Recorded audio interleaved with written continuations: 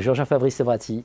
Bonjour Jean-Philippe Denis. Jean-Fabrice Sebrati, vous êtes professeur agrégé des universités, professeur à l'IAE Lyon School of Management et vous dirigez le centre de recherche Magellan, qui est le centre de recherche de l'IAE Lyon. ChatGPT en procès. Le procès de ChatGPT, article dans Management Data Science avec Cécile Godet et Marc Bidan, article génial, qui est article écrit au tout début, c'est-à-dire quand ChatGPT 3.5 commençait, et entre-temps vous avez eu le 4, quoi, en gros, pendant l'écriture de l'article. Donc le procès, alors d'abord, évidemment, j'ai envie de dire, parce que le titre est génial. Pourquoi avoir choisi ce titre? C'est-à-dire, si je reprends, ChatGPT, étudiants et professeurs sont-ils vraiment félins? F-E-L-I-N-S pour l'autre. Félin pour l'autre. Alors, félin, c'était un jeu de mots qui était entre nous, mais c'est assez amusant parce qu'aujourd'hui même, Mistral AI, qui est une belle entreprise française en intelligence artificielle, sort un concurrent de ChatGPT et ils ont appelé ce concurrent le chat. Donc, on reste toujours du côté des félidés. Et donc, cet article ce titre un peu provocateur et humoristique, reste d'actualité, même si aujourd'hui il y a une foison de modèles. Ouais. Il y a, on voit dans les différents classements sur GameFace, il y a un grand nombre de modèles qui sont apparus. On voit aussi dans les émissions de Underscore, c'est un jeune YouTuber assez talentueux. Ouais. Et on est face à une explosion que moi-même j'aurais jamais imaginée. Alors, idée excellente du papier, c'est l'idée du procès. Voilà, pourquoi avoir choisi la forme du procès finalement pour traiter du cas ChatGPT et de l'impact de l'IA générative? Bien.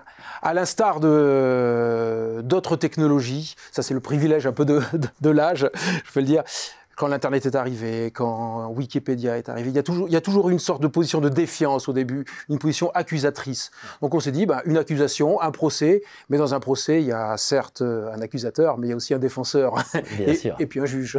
Bon, alors on va aller voir le verdict à la fin, voilà. Donc le juge, mais avant on va passer à l'accusation. Donc ChatGPT en accusation, les arguments. ChatGPT en accusation, il y a deux grands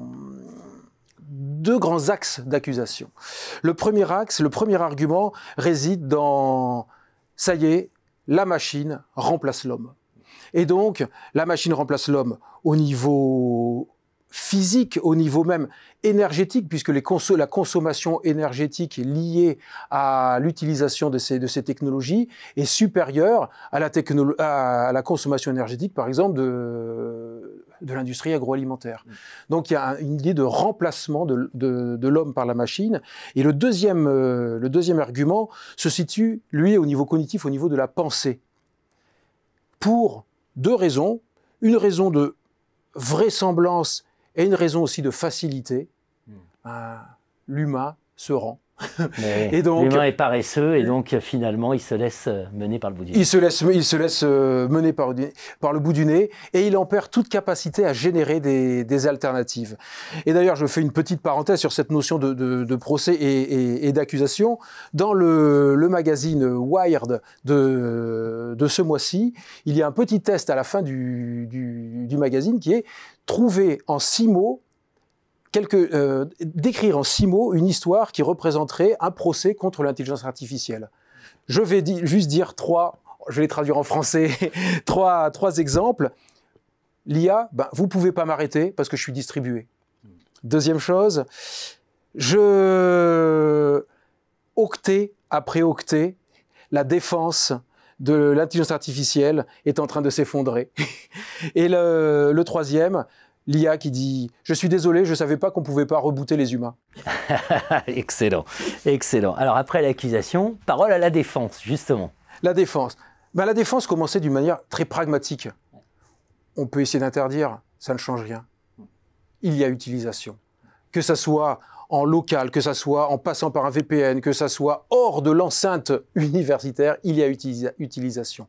Donc à partir du moment où il y a utilisation, comment on va pouvoir créer des synergies? Et à partir d'exemples, on peut voir qu'on peut créer vraiment un partenariat entre l'enseignant et l'étudiant, partenariat médié par l'IA, dans ce cas-là par ChatGPT. On peut donc bâtir des scénarios, des études de cas et développer chez l'étudiant une vision critique de l'IA.